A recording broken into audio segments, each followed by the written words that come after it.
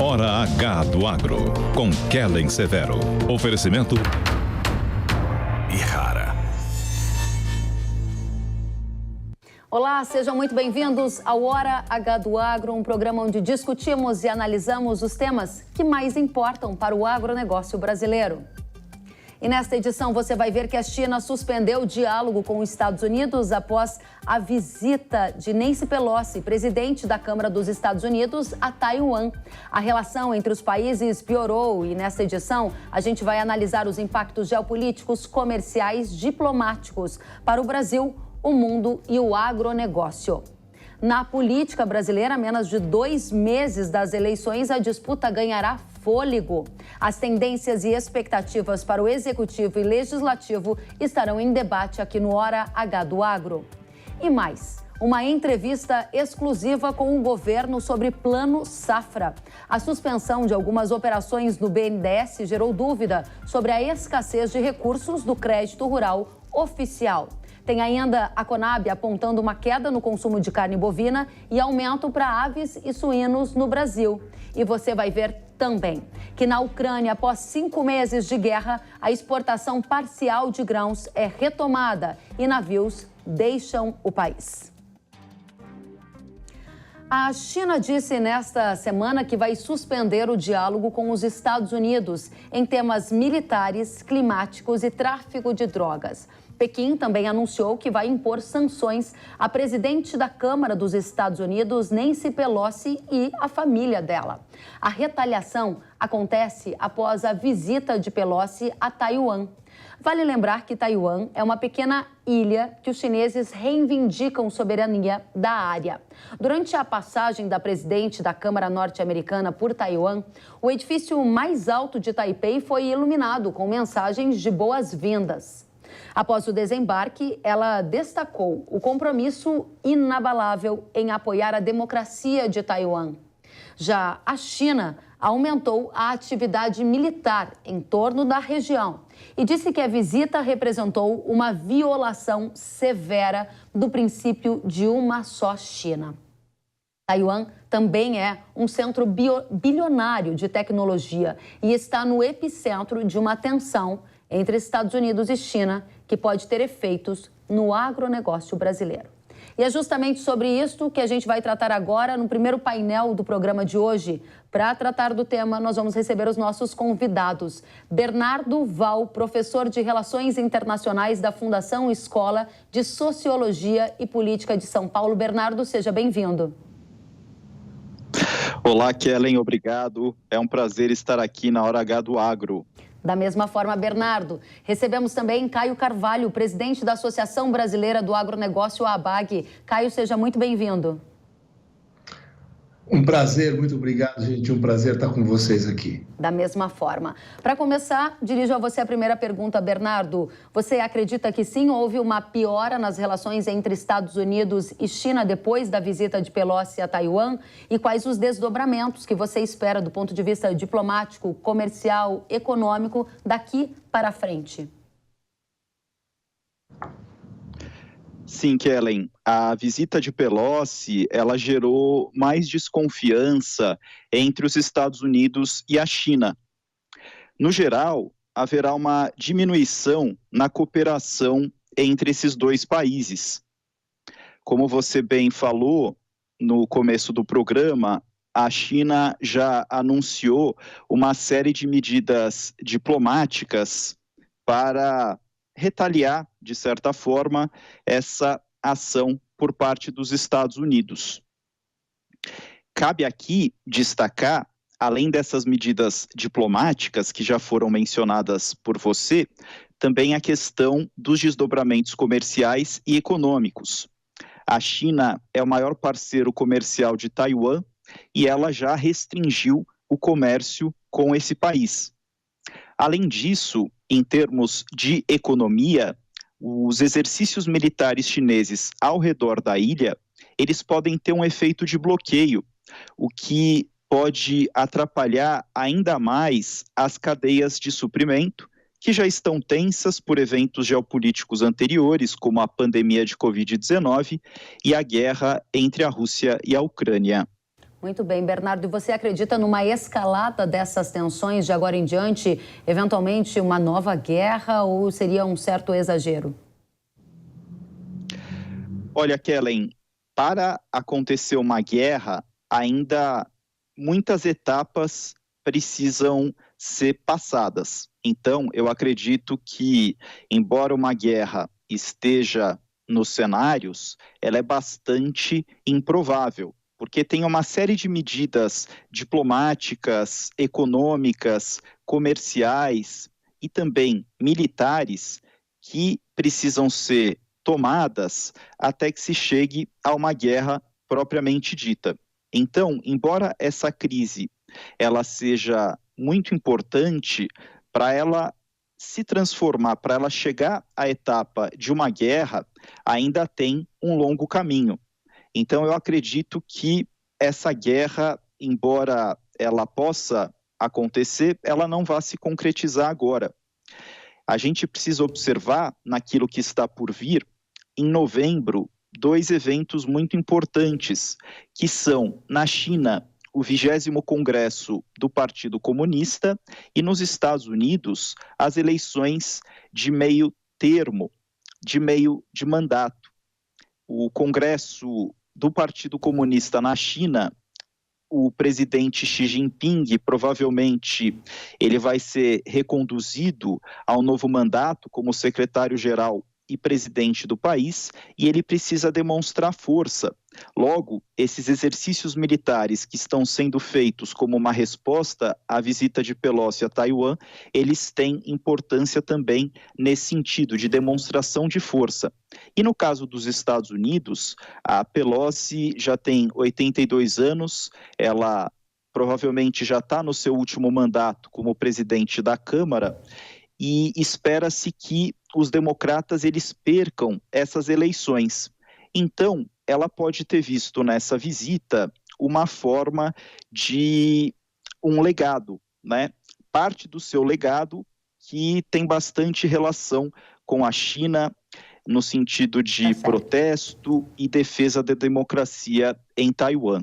Bernardo, muito obrigada pelas suas considerações iniciais. Quero passar a palavra a você, Caio, que representa a ABAG e tem aqui uma grande experiência na cobertura, na vivência de agronegócio. A nossa audiência bem sabe que o agronegócio é um dos setores mais internacionalizados da economia brasileira e, por isso, muito impactado pelas questões geopolíticas. A China é o nosso principal parceiro comercial. Os Estados Unidos é um grande concorrente do Brasil no mercado agrícola. Qual a sua visão sobre impactos e importância da cobertura desse tema aqui, piora da relação entre Estados Unidos e China, envolvendo Taiwan, para a nossa audiência, Caio? Olha, Kellen, Bernardo, é muito importante o que vocês comentaram. Trata-se de um movimento realmente nítido, claro, eleitoreiro, vamos chamar assim. Isso está acontecendo nitidamente no caso da Nancy Pelosi. E nitidamente os Estados Unidos, democratas e republicanos estão chegando numa reta final como aqui no Brasil. Então, isso é uma coisa. Separando essa coisa, digamos, esse fato, essa movimentação, esse exercício, isso tudo que está feito, é uma coisa, é muita cena, jogo de cena, isso tem que ser feito e está sendo feito. O importante para nós é olharmos para essa questão como a continuidade de uma guerra fria que já vinha desde antes da pandemia.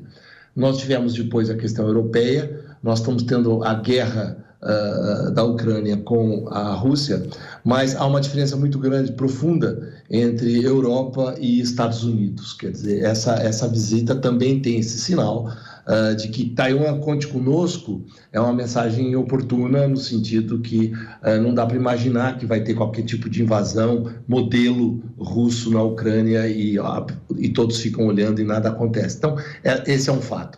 Para nós, eu me sinto às vezes, viu, Kellen, como o Brasil fosse o queijo do pão, quer dizer, do sanduíche, né? O Brasil tem de um lado os Estados Unidos, com quem tem excelentes relações e quer tê-las, e cada vez mais. Do outro lado, nós temos a China, que é o grande comprador brasileiro e será cada vez mais. Acredito muito na diplomacia brasileira. A gente acabou de ter um evento na ABAG, o nosso congresso anual, em que trouxemos o pessoal do Itamaraty, trouxemos o negociador da última reunião da OMC, que eu participei particularmente, e percebemos essa capacidade da diplomacia brasileira em estabelecer-se entre esses dois gigantes e poder trabalhar isso de tal forma que o agro brasileiro continue com a sua força. Acredito que o pêndulo político, global, econômico, mais na área econômica, voltou para o Oriente, nitidamente nós temos esse pêndulo de volta ao Oriente, de tal forma que todas essas questões têm que ter muito cuidado. Acredito muito na continuidade, digamos assim, ativa do Brasil com a China. Nós provavelmente vamos ser chamados, Kellen, a, de repente, aumentar até exportações para a China, com um tipo de represália aos Estados Unidos. A gente vai ter que ter a cabeça no lugar, equilíbrio, para poder ficar equidistante desse problema. Esse é um ponto crucial para a audiência do Hora H do Agro que você toca, Caio, quando você fala que o Brasil tem a possibilidade de ser chamado a ampliar exportações de produtos agrícolas para a China à medida que piorar a relação entre China e Estados Unidos. E disse ainda que nós temos relações muito boas tanto com a China quanto com os Estados Unidos e a diplomacia brasileira deverá ser bastante atuante para que a gente mantenha isso de forma a ter oportunidades e não desafios. Para fazer uma pergunta pegando este gancho que você traz, nós vivemos na era Trump uma guerra comercial em que a China passou a comprar mais do Brasil quando deixou uma fatia das compras que fazia dos Estados Unidos. Você anteciparia que essa é uma tendência a partir de agora? Uma nova guerra comercial que pode trazer impactos para o agro do Brasil? De que forma? Eu acho que continua Guerra Fria. Nitidamente, isso que você comentou aconteceu de fato, tende, acredito eu, a se acelerar. A gente vai ter que ter, digamos assim, o descortínio e a habilidade, e a nossa diplomacia tem, de poder fazer isso de uma forma que não agrida nenhum dos lados. Entendo que a questão da insegurança alimentar para a China é algo extremamente importante, assim como é para a Europa. Portanto, eles têm que ter muito cuidado com tudo que eles fazem. Vejam, nós estamos falando de Estados Unidos e Brasil, que é a essência, digamos assim, da onde a gente vai ter comida, alimento e mesmo energia renovável no mundo, tá certo? Então, todo esse cuidado vai ter que ter. Essa viagem foi tremendamente debatida entre o executivo principal da China e o dos Estados Unidos, e o legislativo americano acabou sendo oportunista no caso. Então, acredito que essas coisas todas já estavam de alguma forma desenhadas, como seria, quem faria, qual seria a reação, isso já devia ter sido estabelecido entre os dois gigantes. Mas a Guerra Fria continua, a possibilidade dos republicanos ganharem mais cadeiras e a ação do Trump de novo naquela forma de atuação deve se acentuar. E acredito eu que o Brasil, de novo, continua sendo o mais competitivo, o grande protagonista e alguém que é desejado pelos dois lados. Muito bem, muito obrigada, Caio. Vamos adiante. Bernardo, para você a pergunta. Na sua primeira participação, você falava sobre as sanções econômicas que a China já impôs sobre Taiwan, né, limitando a importação de pelo menos 2.000 produtos, pelo que a gente observou no noticiário desta semana, em uma sanção econômica já atuante. A sua avaliação agora que Taiwan suspendeu o diálogo com os Estados Unidos é que a gente deve ver já nos próximos dias uma sanção econômica por parte da China nos Estados Unidos ou não? As coisas vão ser levadas de uma maneira mais moderada a partir de agora? Na prática, né? O que muda na sua visão?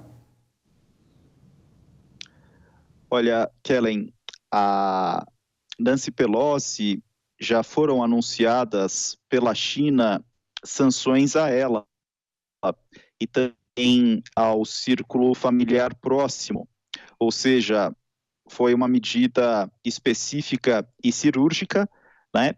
E em termos de medidas mais amplas, as respostas elas se deram na parte diplomática, como você bem falou no começo do programa, né? Como a suspensão de negociações climáticas, o cancelamento de futuras chamadas telefônicas entre o pessoal que trabalha com defesa dos dois países e também o cancelamento das reuniões navais anuais sob o mecanismo de consulta marítima militar dos Estados Unidos e da China. Além disso, também foi suspensa a cooperação em matéria de repatriamento de imigrantes ilegais, assistência jurídica em matéria penal e combate a crimes transnacionais, bem como a suspensão da cooperação antidrogas. A China, ela está respondendo nesse nível diplomático, impondo essas sanções e tomando essas medidas. Na área econômica, as medidas que estão se revelando, elas são relativamente a Taiwan. Tratando-se dos Estados Unidos, novas medidas econômicas, elas podem ser anunciadas, a gente precisa aguardar os próximos movimentos desse xadrez internacional para a gente poder conhecê-las. Muito bem, muito obrigada, Bernardo. Caio, a próxima pergunta para você sobre a importância que a gente sabe que a China tem na distribuição de muitos dos insumos que são usados no agro do Brasil. Você vê algum tipo de risco para abastecimento em função de uma piora nessa condição por lá? Ou isso está bastante distante, não é nem considerado nesse momento? Olha, sempre que tem uma discussão de geopolítica nesses termos, quer dizer, naturalmente a gente olha de um lado que existe as disputas econômicas, que é a Guerra Fria entre os dois países. Essa disputa tem levado a consequências muito ruins, por exemplo, tem levado ao enfraquecimento, ou fragilizou a Organização Mundial do Comércio, que é tão importante ao Brasil. Por outro lado, tem uma questão de oportunidades e ameaças, que é o que você está abordando, né, Kellen? E aí você olha a questão do mundo, o mundo vem sendo muito azul para a China há vários anos. Tanto que, como eu dizia, por isso que eu citei, o pêndulo econômico global foi para o lado dela. Então, é muito difícil imaginar que a China vai querer mexer nesse mundo azul que é tão bom para ela. Veja a distância que a China tem levado com relação à Rússia e Ucrânia, tá certo? Com o posicionamento. Então, acredito eu que a China é extremamente importante para o mundo todo, não só para o Brasil. A questão de insumos, como a gente sofreu com a lógica da Ucrânia e Rússia com os fertilizantes, mas os nossos portos estão lotados de navios e lotados de fertilizantes sem problema nenhum.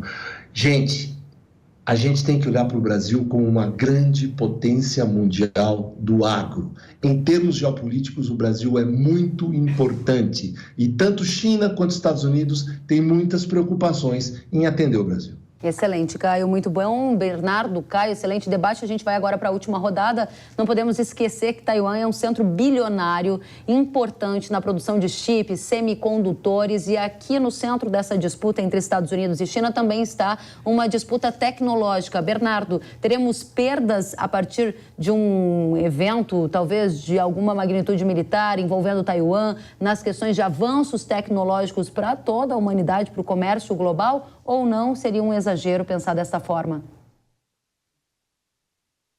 Sim, no caso da concretização de um conflito militar, não é exagero pensar dessa forma.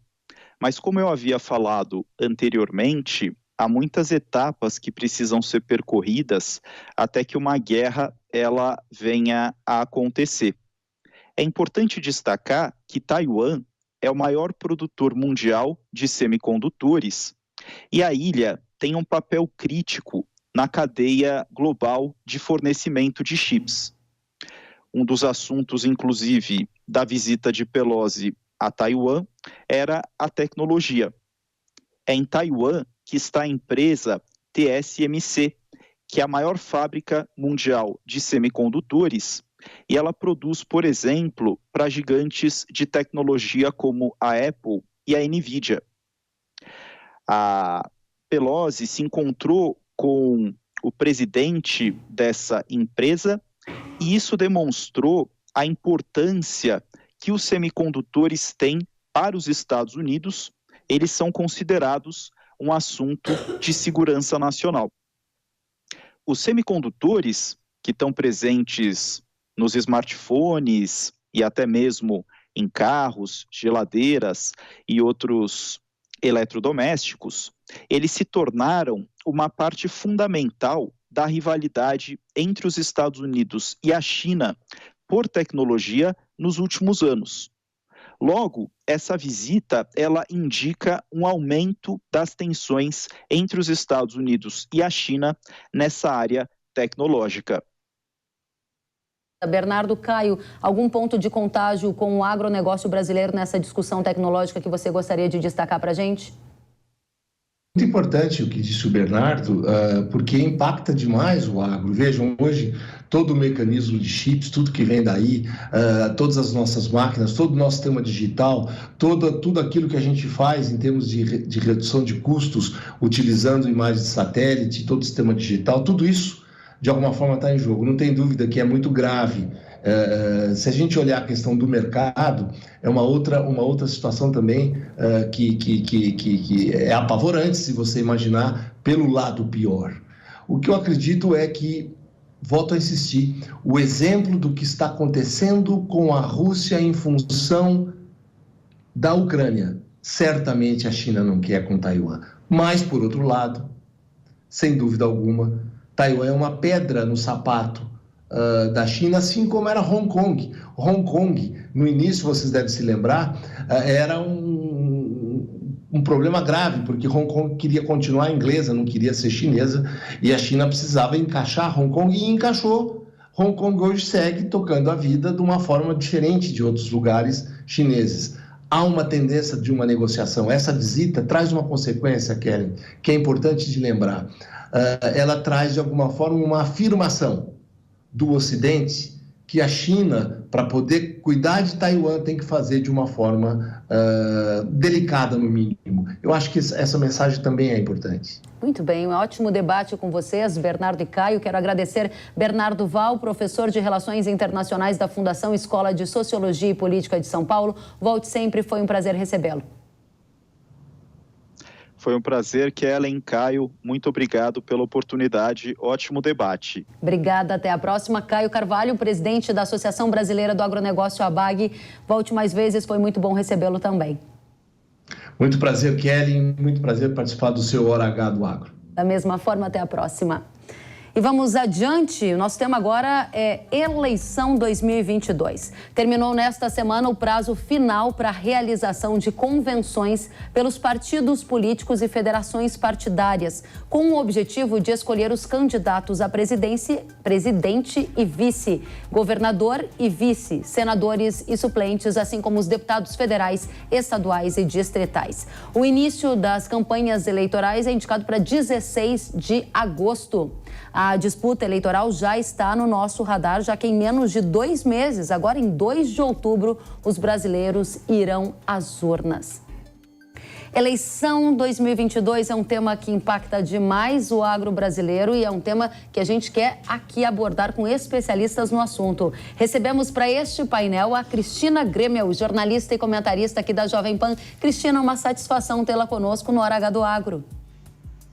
Obrigada, Kellen. Prazer é meu. Eu preciso só corrigir que eu não sou especialista em eleições, mas vamos lá, vamos tentar ajudar a compreender o cenário atual. A gente te considera pela ampla experiência que você tem na cobertura de política, mas muito obrigada pela sua correção para a gente. Adriano Laureno, gerente de análise política e econômica da consultoria Prospectiva. Seja muito bem-vindo, Adriano. Tudo bem, Kellen. É um prazer estar aqui com você, contribuindo para esse debate também. Da mesma forma. Então, vamos começar com você, Cristina. A eleição de 2022 vai ser marcada por quais características, na sua opinião, que você já está percebendo a partir do cenário atual, especialmente para a disputa presidencial? Kellen, acho que qualquer um que esteja acompanhando de forma um pouco mais atenta ao noticiário já sabe que é a eleição mais disputada, eu acho que da história do Brasil, pelo menos da história vivida por nós, né, que estamos vivos aqui. Não lembro de outra. Eu acompanho eleições, eu sou jornalista há 32 anos, eu acompanho eleições como jornalista desde a era Collor, acompanhei inclusive já como jornalista novinha ainda, mas acompanhei as manifestações do Fora Collor. Então eu vi todo o processo de mudança no sistema eleitoral, toda a tecnologia chegando, o primeiro encantamento, né, com a tecnologia e as dúvidas atuais bastante pertinentes, aliás, na minha opinião, legítimas por parte do eleitor, por parte de parcelas da sociedade, mas a gente vive esse clima de animosidade não só política, mas também jurídica, né? A gente está numa insegurança jurídica tremenda, com o judiciário aí, a alta cúpula do judiciário, infelizmente, assumindo um papel de partido político, atuando a favor de um candidato especificamente, e que não necessariamente é o preferido da população, ainda que muitas pesquisas apontem como já eleito no primeiro turno, né? Vamos falar sobre tudo isso. Cristina, Adriano, na sua opinião, quais são ou serão as marcas da eleição de 2022? Pois é, eu acho que, em primeiro lugar, está bem claro pelas pesquisas que a terceira via tem pouca chance nessa eleição. Os grupos políticos e os próprios palanques estaduais já estão muito bem organizados, principalmente em torno do Lula e do Bolsonaro. A gente vê isso, por exemplo, claramente no MDB, que 11 dos candidatos a governador já, inclusive, se aliaram ao Lula. Então, o que a gente vai ter, no fundo, pela primeira vez na história do Brasil, uma disputa de legados, né? Uma disputa entre um presidente e um ex-presidente, cada um deles com suas propostas claras, cada um deles com seus legados claros em termos de governo. Então, é uma disputa que, para o eleitor, vai ser bastante fácil de diferenciar aí os candidatos, né? A gente tem visto, por enquanto, uma vantagem bastante clara para o Lula nas pesquisas, mas o Bolsonaro tem feito uma política de antecipação de recursos, antecipação de benefícios sociais, algum custo fiscal que vai ficar para o ano que vem, mas que melhora no curto prazo o ambiente econômico e, portanto, deve melhorar também as intenções de voto dele e diminuir essa distância que ele tem nas pesquisas para o Lula. A grande questão é se ele vai conseguir, a tempo, reduzir a rejeição dele, que, por enquanto, ainda é muito maior do que a do Lula, e é a grande dificuldade que ele vai ter para conseguir, no segundo turno, vencer a disputa contra o candidato do PT. Interessantíssimas as colocações iniciais da Cristina e do Adriano. Eu vou permanecer ainda nesse tópico com vocês. Aqui, disputa, então, presidencial polarizada entre Bolsonaro e Lula. Isso aparece na primeira fala de vocês. E aí a Cristina apontou algumas questões em relação a dúvidas atuais sobre o sistema eleitoral brasileiro,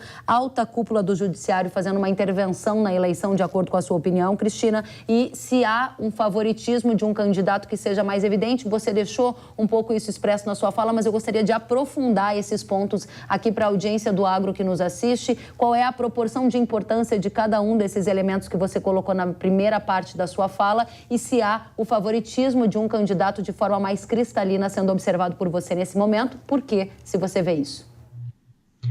Olha, eu, como muitos analistas atualmente, venho analisando essas pesquisas com bastante desconfiança. Por quê? Não só pela quantidade de erros em passado recente, aí de eleições de 2020, as eleições municipais, teve erros crassos. Vou citar Porto Alegre e Natal, em que os prefeitos, os candidatos que perderam eram tidos como absolutos líderes nas pesquisas, mas com, assim, 12 pontos de vantagem acima do candidato que efetivamente venceu. E eu não estou falando de pesquisas de pré-campanha. Boca de urna errou em 12 pontos percentuais, que é muito, mas muito acima da margem de erro. E nas eleições de 2018, a gente sempre lembra até com um certo deboche que o agora presidente Bolsonaro, então candidato, perdia para qualquer dos adversários no segundo turno. Essa era a colocação de absolutamente todos os institutos de pesquisa, teimaram com esse resultado até muito perto das eleições e a gente viu absolutamente o contrário acontecer nas urnas.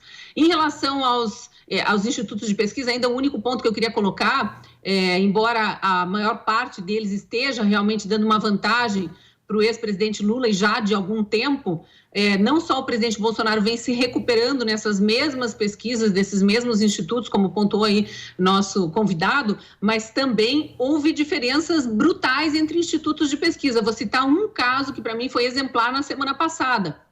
Datafolha dando diferença de 12% de vantagem para Lula e o Modal Mais no mesmo dia registrando empate técnico. Então, tanto na estimulada quanto na pesquisa espontânea, que apresentam resultados normalmente diferentes, né? Então, eu acho que há um legítimo questionamento de parcela do eleitorado em relação a essas pesquisas e eu endosso isso. E só trazendo mais um elemento, ao vivo, no Jornal da Manhã, semana passada, se não me engano, não lembro se foi no comecinho dessa semana, a gente entrevistou o CEO de um dos institutos de pesquisa, o Genial Quest, e ele, diante de uma pergunta da nossa apresentadora sobre essas diferenças mesmo entre os institutos de pesquisa, ele respondeu simplesmente assim: há clientes que contratam pesquisas e clientes que contratam resultados. Então, eu acho que isso por si só explica a legitimidade do eleitor em questionar as pesquisas.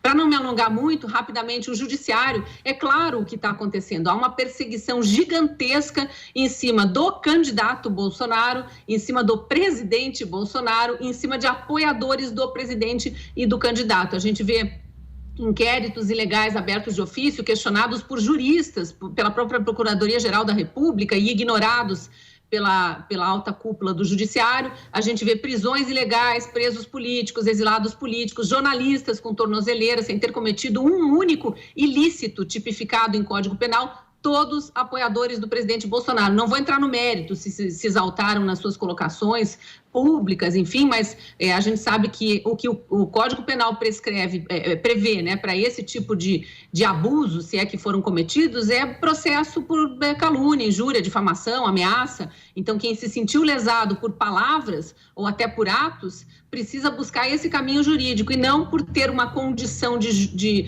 juiz, abrir um inquérito de ofício, mandar prender pessoas que nem foro privilegiado têm e estão sendo julgadas, investigadas, sei lá, na alçada do STF. Isso tudo embola o ambiente político, é óbvio que há desconfiança. Muito obrigada, Cristina, pelas colocações. Adriano, gostaria de saber, na sua avaliação, como um especialista aí na cobertura deste tema, que representa uma consultoria, naturalmente trata com clientes que te perguntam também o que já dá para a gente saber sobre a eleição de 2022. A principal métrica que você usa para fazer essa calibragem são as pesquisas eleitorais. Você acredita que há desconfiança sobre elas ou não? Elas são realmente fidedignas? Como você faz as suas apurações, se usa as pesquisas para desenhar esse cenário político eleitoral que a gente tenta antecipar?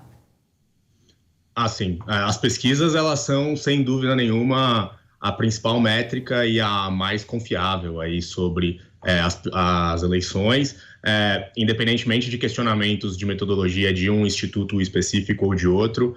Quando a gente olha o conjunto dos institutos de pesquisa e as tendências das pesquisas dentro delas mesmas, de um mesmo instituto, ao longo do tempo, com uma mesma metodologia, isso acaba sendo principal métrica aí para a gente medir a foto, né? A foto desse momento sobre a eleição presidencial e o histórico para trás sobre as posições dos eleitores. Agora, realmente, quando a gente olha para frente, aí a gente está pensando num cenário que não é o atual, né? Então a gente tem que ir acompanhando as pesquisas ao longo do tempo para ir entendendo quais são as tendências e aí, até a véspera da eleição e até a eleição, o quanto muda, porque claramente muitos dos eleitores eles são indecisos e eles definem seu voto só no último momento da eleição, e isso acaba gerando alguma mudança em relação a pesquisas da semana anterior, por exemplo, para os institutos. Agora, nessa eleição em específico, eu acho que essas mudanças de voto de última hora vão ser menos importantes do que em eleições anteriores, porque a certeza do voto que a gente tem visto ser medida por diferentes pesquisas de diferentes institutos com diferentes metodologias é que, nesse momento, os eleitores tanto do Lula quanto do Bolsonaro têm uma certeza muito maior do voto do que a gente via em momentos anteriores, em eleições anteriores. Então, a chance desses eleitores mudarem, sendo que eles já conhecem os dois candidatos, eles já conhecem os legados dos dois, eles já conhecem as diferenças de propostas que são muito claras, é muito mais complicado de essa mudança de voto no último momento acontecer. Então, me parece que é claro que a gente ainda vai ver mudanças nas pesquisas, né? O jogo eleitoral ainda está para ser jogado, a gente ainda vai ter todo o horário de debate eleitoral pela frente, então muita coisa vai acontecer, muita coisa vai mudar, mas com certeza no último momento a gente vai ter um pouco menos de surpresas com as pesquisas do que a gente teve em eleições anteriores, a última em específico, por conta daqueles outsiders que surgiram no último momento em alguns estados. Adriano, você mencionou que quando se olha para frente, muitas questões podem ainda mudar em relação à fotografia da última semana, é o que há pouco você mencionou para a gente. A minha pergunta para você é qual vai ser o principal tema que vai nortear os votos? A gente teve no passado, por exemplo, pandemia como um principal tema esperado, depois foi superado o fator pandemia e alguns apontam que vai ser o fator economia, outros dizem que vai ser corrupção, o tema principal norteador dos votos. Qual vai ser na sua avaliação? Na última eleição, por exemplo, os temas de corrupção e violência foram temas muito importantes, né? Nessa eleição aqui, a tendência é que esses dois temas fiquem um pouco em segundo plano, porque a população passou a ver como prioritária a questão econômica em primeiro lugar e a questão social em segundo lugar. Então, além de inflação, desemprego, crescimento, também fome, miséria, políticas de transferências de renda. Esses são os 2 temas prioritários para a população nesse momento. A questão da pandemia, ela foi prioritária em um certo momento, agora ela tem reduzido um pouco nas pesquisas como prioridade da população, mas ela ainda aparece ali em 3º, 4º lugar, perto de violência, corrupção também. Então, acho que esses 3 temas, violência, corrupção, saúde, são temas secundários, economia e questões sociais são os temas prioritários dessas eleições. Obrigada, Adriano. Cristina, você concorda? Eu queria só acrescentar, é muito óbvio, né? A questão econômica, ela sempre pesa e pesa demais, e não é só no Brasil, né? A gente acompanha eleições fora do Brasil também, e o cenário econômico de momento, ele influencia demais a decisão do voto do eleitor por motivos óbvios. É o que ele está sentindo no seu orçamento doméstico naquele momento. Se está bom, ele avalia o governo como bom, se está ruim, avalia como ruim, e a gente percebe essas oscilações no ânimo do eleitorado justamente nesses índices de rejeição ou aprovação de governo que vão sendo divulgados ao longo de todo o mandato, né? Mas eu queria trazer uma informação aqui que não foi muito divulgada pela mídia, na verdade eu vi em poucos lugares, mas recebi de fonte privilegiada aqui. Essa pesquisa Modal Mais da semana passada, que eu mencionei agora há pouco, que dá empate técnico entre o ex-presidente Lula e o presidente Bolsonaro nas intenções de voto, ela foi muito além do que apenas perguntar em quem você votaria se as eleições fossem hoje. Um dos itens que eles perguntaram é que prioridade se você fosse presidente da República, né? A pergunta era, se você fosse presidente da República, qual seria a sua prioridade considerando as opções? É uma pesquisa estimulada, e aí eles apresentaram uma série de opções. A primeira, 25% dos pesquisados disseram que é combater a fome. E veja, foi logo depois que saiu aquela divulgação de uma notícia cheia de problemas de metodologia também, de uma ONG que diz que 33 milhões de brasileiros passam fome nesse momento. Isso já foi contestado, não são esses os números, mas enfim, a sociedade brasileira amarga realmente muito desemprego, ainda embora os números estejam melhorando e melhorando como nunca, comparado com os governos recentes, mas ainda tem muita gente desempregada, muita gente sofrendo com queda no orçamento doméstico mesmo, em função da pandemia. E aí, 25% colocando o combate à fome como prioridade. Em segundo lugar, me surpreendeu, 16% dos eleitores responderam que melhorar a saúde pública. Significa que a população percebeu como precária ainda a saúde pública na pandemia, porque foi quando todo mundo precisou de atendimento médico de urgência. Reduzir o desemprego, 15%. Melhorar a educação pública, 14,8%. E 14,1% combater a corrupção. Eu paro por aqui, tem outras, redução à violência, reduzir a inflação, enfim, mas por quê? Porque combater a corrupção nas eleições presidenciais passadas era a prioridade número 1 para todo e qualquer brasileiro que acompanhava as notícias políticas, por conta do que aconteceu nos governos petistas. E agora parece não ser a prioridade, ouso dizer, porque justamente o noticiário não está mais permeado de atos e denúncias de corrupção do governo atual. Então, o brasileiro vai para as urnas pensando em combater a fome, melhorar a saúde pública, reduzir desemprego, melhorar a educação e, depois disso, combater a corrupção. Obrigada, Cristina. Adriano, gostaria de adicionar algum ponto? Não, acho que em termos das prioridades está bem claro que são essas mesmo. A questão da crise econômica e social e da pandemia claramente colocou a economia como um tema prioritário, depois de você ter o desemprego passando da casa dos 2 dígitos, depois de você ter inflação passando de 2 dígitos. É claro que esse tema passa a ser um tema prioritário, e assim como saúde passou a ser um pouco mais prioritário após a pandemia, é que isso já não está mais na crista da onda nesse momento, digamos, mas seguem como temas que ganharam importância em relação à última eleição, sem dúvida, por conta da crise que a gente passou.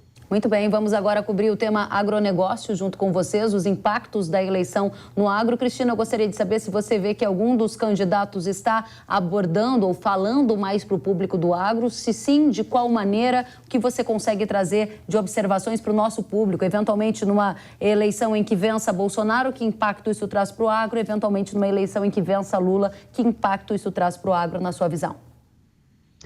Primeiro eu preciso dizer que eu não acompanho especificamente a área do agronegócio, mas do noticiário em geral, que é o que eu acompanho muito a fundo, não tenho visto os candidatos ainda falando dessa área. A gente vê o presidente Bolsonaro falar muito, mas como presidente, não como candidato ainda, né? Porque é uma área que tem sido foco de atenção do governo desde o primeiro ano de governo. A gente não precisa nem falar de todo o trabalho feito pela ministra Tereza Cristina e toda a liberdade que ela teve, todo o apoio para fazer o trabalho que fez até o momento em que esteve como integrante do governo, ministra da Agricultura. Mas os candidatos mesmo não tenho visto eles falarem muito sobre isso. A pré-campanha ainda está muito em cima da briga mais baixo clero ali, digamos assim, né? De um apontar para os outros o que eles veem de defeito um no outro e para tentar alertar o eleitor a respeito desses defeitos de um e de outro candidato. Mas a gente vai ver a campanha começando aí e com certeza esse vai ser um tema forte, é importante. Eu não vejo o ex-presidente Lula, se eleito for, como um grande facilitador do agronegócio, embora ele tenha consciência da importância. Por quê? Como o Adriano falou agora há pouco, a gente olha pelos feitos passados, né? Ele, como presidente, teve aquela política dos campeões nacionais, privilegiou muito, mas muito mesmo, um ou outro, vamos só citar o caso do Joesley Batista aqui, que todo mundo conhece, e deixou outros a ver navios, digamos assim, para usar um termo popular. E teve toda aquela política de fomentar ajuda a países comunistas, né, com ditaduras implantadas aí há muito tempo, e ignorando parceiros de longa data do Brasil.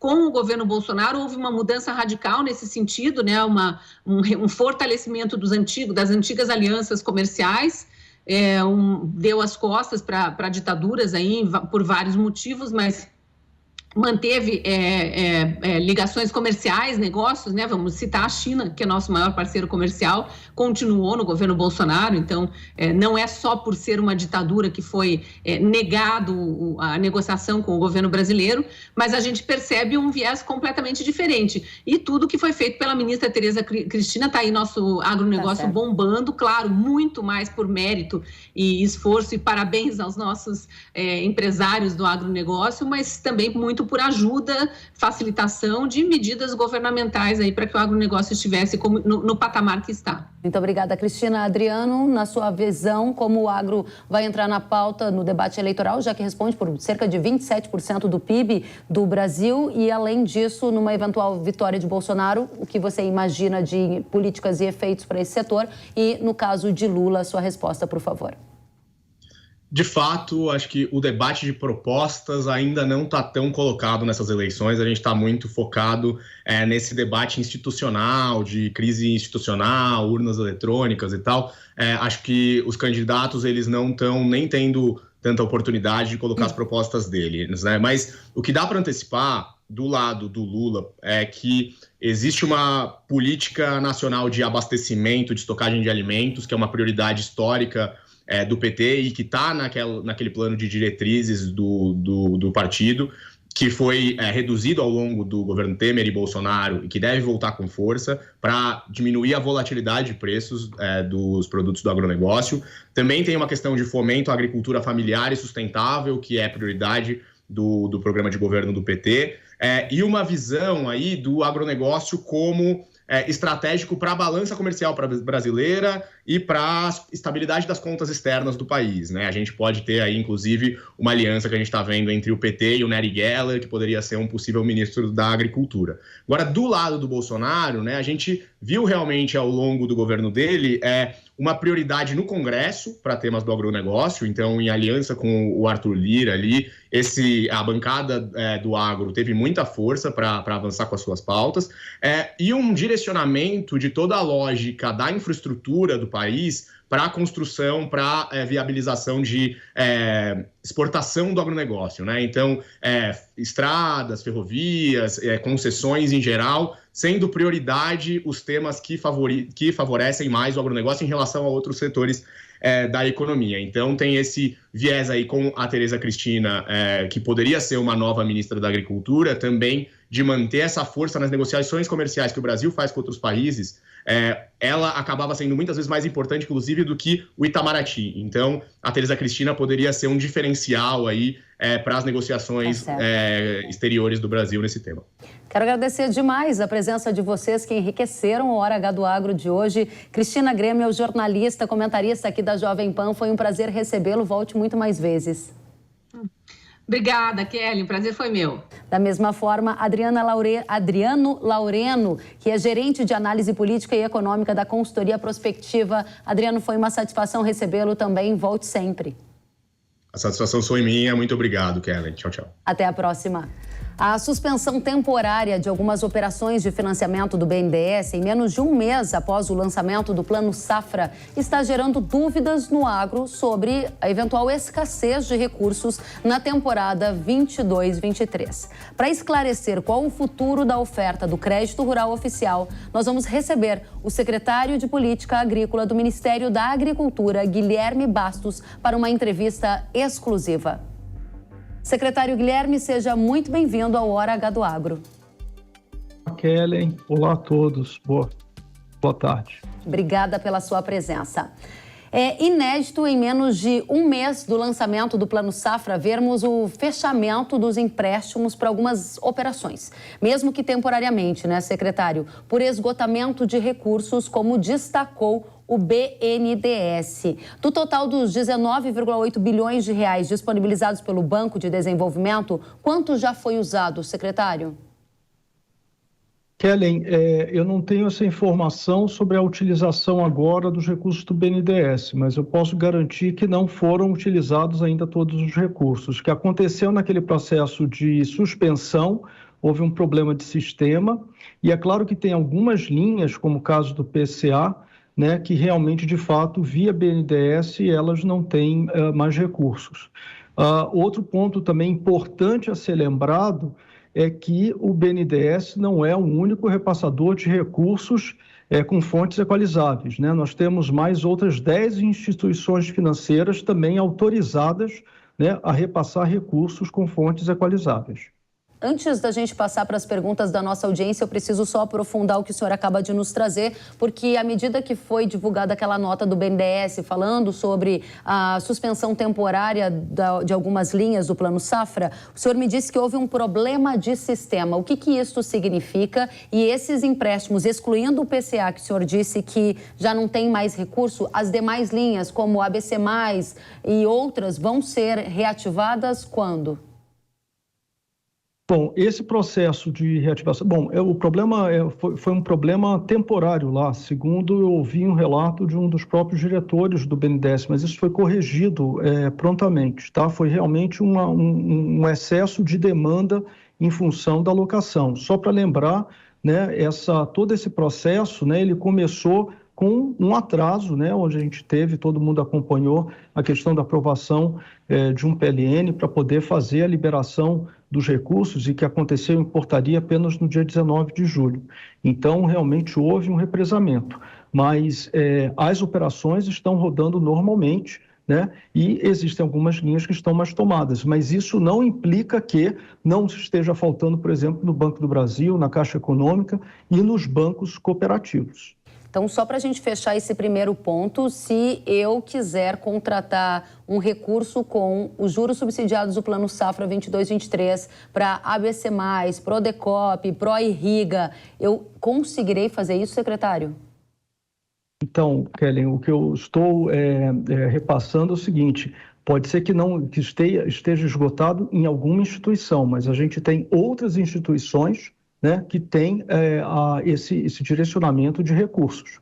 Então, eu diria o seguinte, se está faltando no BNDES, né, com certeza eu sugeriria que fizesse uma busca junto ao Banco do Brasil, junto à Caixa, ou Sicredi, Sicob, algum dos bancos cooperativos. Só para lembrar, são 11 instituições financeiras que receberam a distribuição de recursos com fontes equalizadas. O BNDES vai reabrir essas linhas que estão suspensas? Se sim, em quanto tempo o senhor estima que isso possa acontecer? A reabertura dessas linhas depende de um remanejamento. Tá? Então, esse remanejamento está sendo estudado já no âmbito daquele grupo interministerial, entre Ministério da Agricultura, Banco Central e Ministério da Economia. Secretário, vamos adiante. Pergunta da nossa audiência. Ela veio da Ana Elisa Galhardo e diz assim: qual a estratégia do governo para termos mais recursos para as linhas do BNDES? Há alguma no seu radar, secretário? Então, a estratégia, Kellen, é a possibilidade de remanejamentos, né? Então, é exatamente o monitoramento, né, por parte desse grupo de trabalho de política agrícola, né, monitorando exatamente as contratações, né, e havendo ao represamento em alguma linha, isso pode ser remanejado, né? Então, a gente está em contato direto com as instituições financeiras, fazendo exatamente esse monitoramento. Muito bem, obrigada, secretário. Muitas pessoas enviaram perguntas exclusivamente para o senhor. A próxima delas foi enviada pelo Marco Freita Pinto e diz que foi anunciado que o custeio da agricultura familiar será suspenso. Primeira pergunta, é verdade, secretário, será suspenso? Desconheço, o Kellen, não temos essa informação.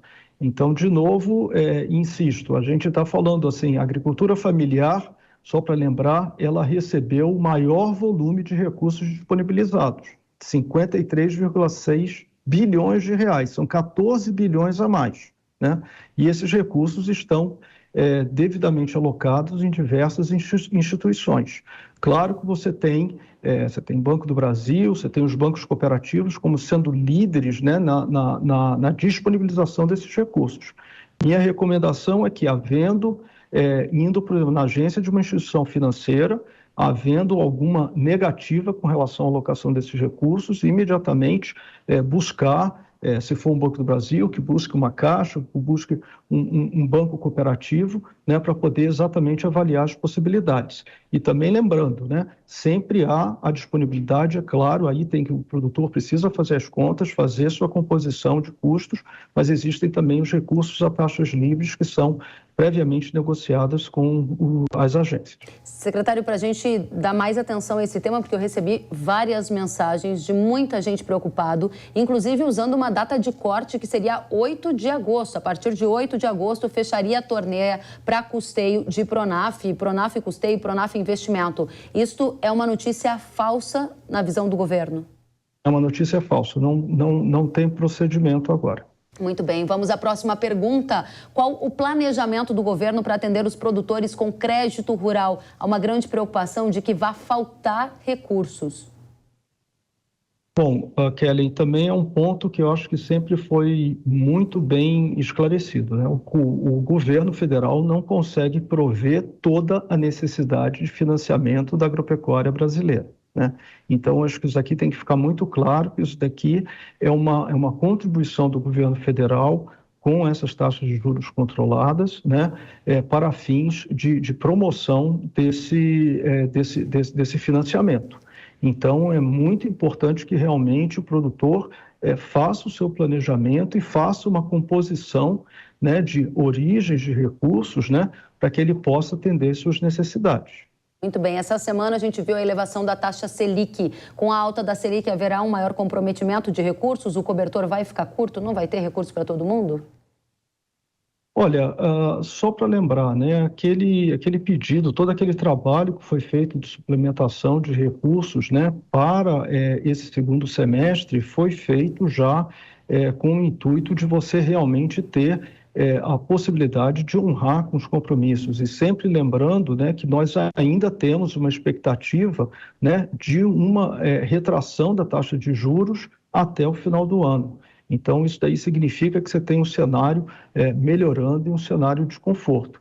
Então, ela pode realmente tomar mais a necessidade de equalização agora, mas lá para frente a expectativa é que fique mais aliviada. Secretário, a próxima pergunta é do Leandro Edinger. E ele diz, por que está tão demorado o repasse dos recursos dos bancos para os revendedores de máquinas? Olha, Kellen, eu pediria para encaminhar, eu vou até fazer uma consulta lá, pedir para ser feita uma consulta junto aos bancos, das montadoras e tudo mais, mas ontem, por exemplo, eu tive no comemoração dos 85 anos da BIMAC e lá eu não tive nenhuma informação sobre esse ponto específico. Então, se você depois puder encaminhar aqui para a nossa equipe, eu faço questão de checar essa informação. Com certeza será uma satisfação encurtar essa relação da nossa audiência com o governo. Próxima pergunta do Henrique Bruno. O cenário é incerto, diz ele. Qual a mensagem do governo para os produtores rurais sobre o futuro do crédito rural oficial aqui no Brasil? Olha, Kellen, o futuro do crédito, nós continuamos trabalhando, né, fazendo com que ele possa ser cada vez mais dedicado e orientado ao pequeno e médio produtor, né? Então, com isso daí, não que a gente vá deixar os demais produtores desassistidos, porque como eu faço questão de lembrar, nós temos trabalhado muito, né, com o fornecimento e ampliação das oportunidades de financiamentos privados para o setor, né? Então, com isso daí, a gente espera que tenhamos mais oportunidades, menores taxas, promovendo essa maior competição. A gente tem aí acompanhando, né, a evolução dos fiagros, a evolução dos estoques das CPRs, então mostra que o mercado financeiro ele está atendendo. Inclusive, tivemos um anúncio recentemente que o próprio Cressol, né, do sistema cooperativo, que focado para a agricultura familiar, levantou um CRA, né, acho que de 60 milhões, alguma coisa assim. Então, eu diria que esse daí é um grande início, né, da gente começar a diversificar e ajudar a alavancar a contribuição do recurso oficial de crédito pelo governo. Guilherme Bastos, secretário de Política Agrícola do Ministério da Agricultura, a gente agradece pela entrevista exclusiva aqui à Jovem Pan News e também a transparência e disponibilidade de responder a várias perguntas da nossa audiência. Volte sempre, secretário, o senhor é muito bem-vindo. Muito obrigado, Kellen, e mais uma vez deixo a porta aberta. Por favor, encaminhe aí as perguntas que não tenham sido atendidas ou respondidas agora. Fazemos questão de dar esse detalhamento. Sempre um prazer. Vai ser uma grande oportunidade para a nossa audiência. Até a próxima, secretário. Até a próxima. E o consumo brasileiro de carne bovina neste ano deve atingir o menor patamar em 26 anos, é o que indica a Companhia Nacional de Abastecimento, a CONAB. O diretor de Informações Agropecuárias e Políticas Agrícolas do órgão do governo, Sérgio Desen, analisa para o Hora H do Agro as tendências para proteínas no Brasil. Sérgio, seja muito bem-vindo. Qual o motivo dessa queda no consumo? Nós estamos deixando de comer carne bovina e comendo outros tipos de proteína. Isso está acontecendo porque há uma mudança nos preços relativos, ou seja, relativamente a carne bovina é aquela que está mais cara, subindo o seu preço. Por que isso está acontecendo? Porque a gente teve um choque de demanda causado principalmente pela pandemia. Isso ocorreu não só no Brasil, mas no mundo todo, onde houve uma mudança, houve uma distribuição de renda diferente em todos os países. Então, o que a gente está fazendo? Que a gente está deixando um pouco de consumir carne bovina e consumindo outros tipos de carne, principalmente suínos e aves, que as duas sobem e descem, mas no total, o brasileiro come 90 quilos de carne, um pouco mais de 90 quilos de carne, que é uma quantidade bastante grande. Uma quantidade bastante grande, é isso que você estava nos dizendo, Sérgio, de consumo de carne anual aqui pelos brasileiros. Essa queda no consumo de carne bovina tem relação, então, a aspectos de renda ou é, inclusive, uma mudança no hábito da população? As duas coisas, né? Você não pode separar.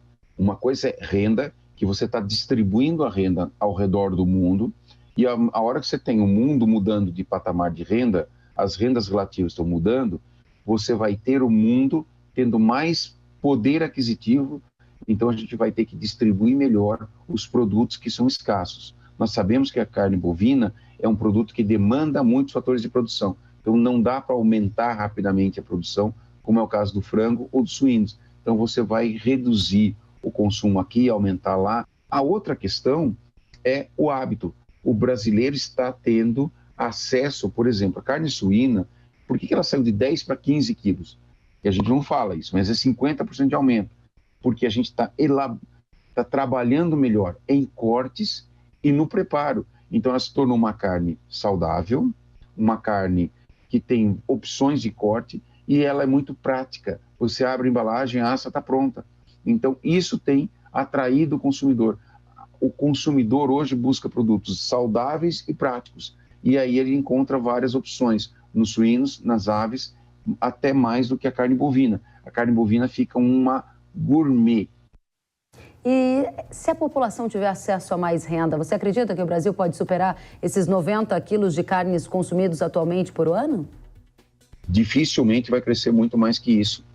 A elasticidade de renda, que é o efeito da renda sobre o consumo, nos anos 80 era de 1,16 para carne bovina, nos anos 90 caiu para 0,9, em 2000 caiu para 0,6 e hoje está em 0,5. Ou seja, ele vem caindo ao longo das décadas. Isso indica que não é uma questão de renda, que é muito mais agora uma questão de marketing, uma questão de atributos que o consumidor, que você vai consumir, vai convencer o consumidor.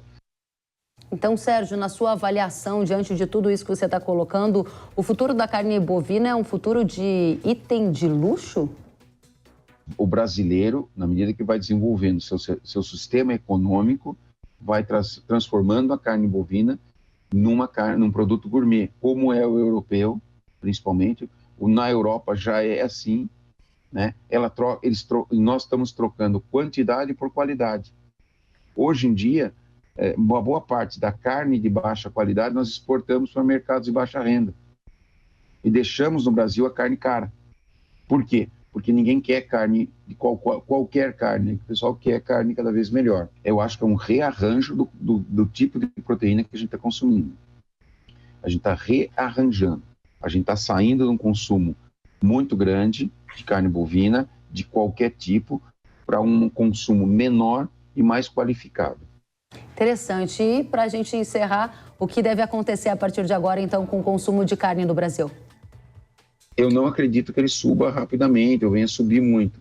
Ele vai se estacionar, cair um pouquinho, hora subir um pouquinho, mas a gente tende a se estacionar em torno de 20 a 25 quilos, vai ficar num certo período, né? A não ser que a gente reinvente uma maneira das pessoas quererem gastar mais, comer mais carne, mas trocar carne bovina por carne de frango, ou trocar frango por carne, assim vai ser sempre. Eu apostaria hoje no crescimento da carne suína.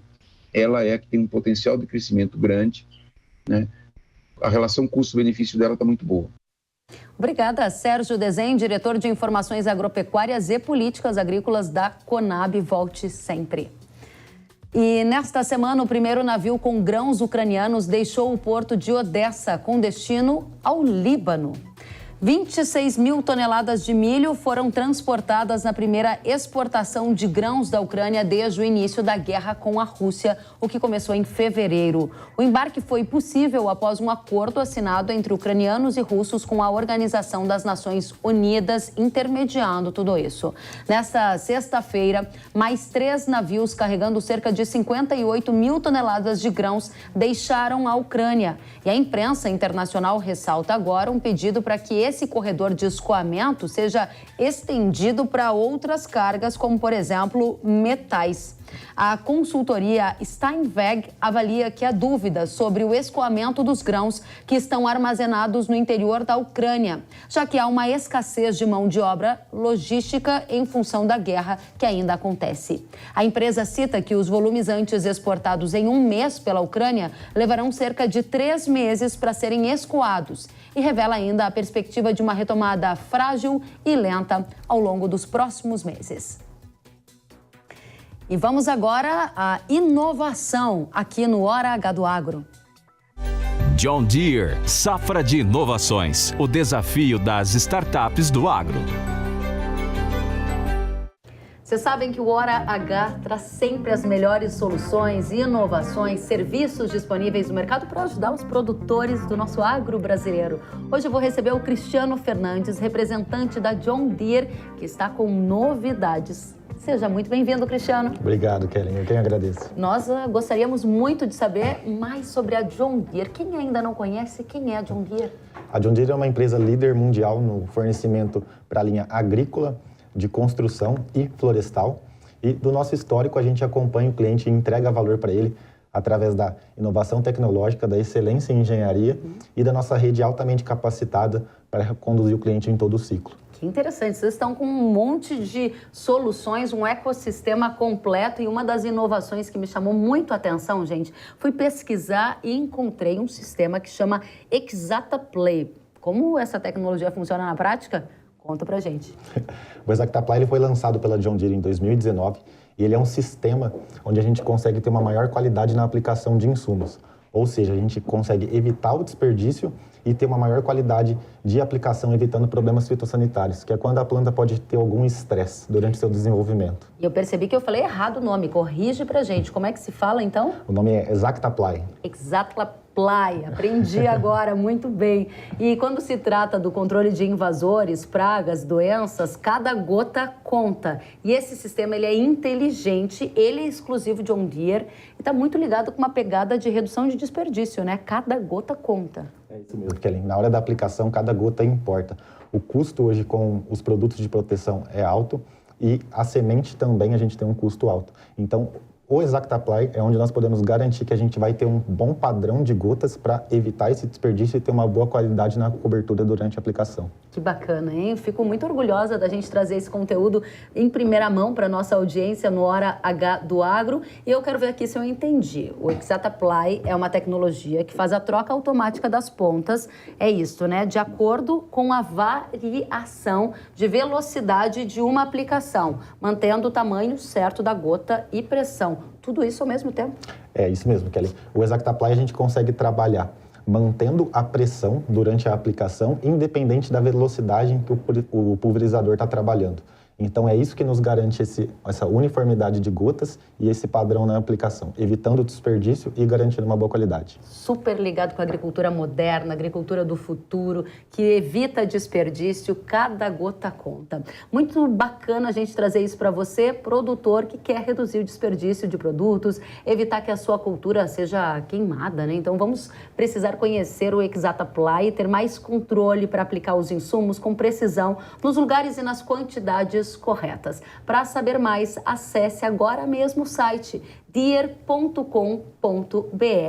E antes de eu me despedir do Cristiano, obviamente eu tenho que perguntar da safra de inovações. Vocês sabem já o que é, mas vale sempre lembrar, né? Esse inédito reality show com soluções inovadoras, disputas emocionantes entre startups com soluções inovadoras para o agro. Você já conferiu todos os episódios, ficou lá babando ao ver as soluções maravilhosas de cada uma das startups, eu imagino. Com certeza, Kelly. Todos os episódios já estão disponíveis na plataforma do YouTube.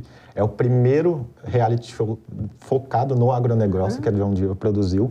São 9 empresas que vão trabalhar em cima de 3 pilares, que é a sustentabilidade, capacitação no campo e a logística. E no final, no último episódio, essas 3 empresas que foram as selecionadas que ganharam vão competir e vão ganhar um prêmio, que é passar uma temporada no Centro de Inovação e Tecnologia da John Deere nos Estados Unidos. Caramba, sabe que eu já estive lá, adorei, fui a convite de vocês em 2012, viajei lá por Molina, em outras regiões, fiquei impressionada, eu imagino que o pessoal também vai adorar. Cristiano, tá sabendo tudo? Você de casa, se ainda não viu os episódios da Safra de Inovações, maratone, porque estão imperdíveis, é só acessar lá no YouTube. Cristiano, muito obrigada pela sua presença, volte sempre. Eu que agradeço. Obrigado. A gente continua sempre no Hora H, cheio de inovação e tecnologia, junto com a John Deere Brasil. John Deere, safra de inovações, o desafio das startups do agro. Muito bacana, e a gente segue em frente porque eu tenho um recado para você. Eu tenho certeza que você vai gostar da dica que eu separei para você. É importante fazer um bom manejo durante todas as fases da soja. Mas se algo der errado no início, provavelmente a lavoura não vai atingir os resultados esperados. É por isso que o tratamento de sementes é uma etapa fundamental para a soja se desenvolver bem e dar lucro ao produtor. Assim, a dica de hoje é o Certeza N da Yara, um tratamento de sementes inovador que controla doenças e nematóides de uma vez só. Graças à sua tecnologia exclusiva, ele adere melhor na semente, resistindo até a lavagem pela chuva. Com isso, proporciona mais controle e maior tempo de proteção. Além de Certeza N, a Yara tem um portfólio completo para você cuidar da sua lavoura. Basta acessar yara.com.br ou o QR Code que vai aparecer aqui na sua tela. E aí você fica por dentro do que há de melhor para o seu cultivo. Muito bem, e o Hora H do Agro de hoje fica por aqui. Nós nos vemos na próxima semana. Até lá, tchau, tchau.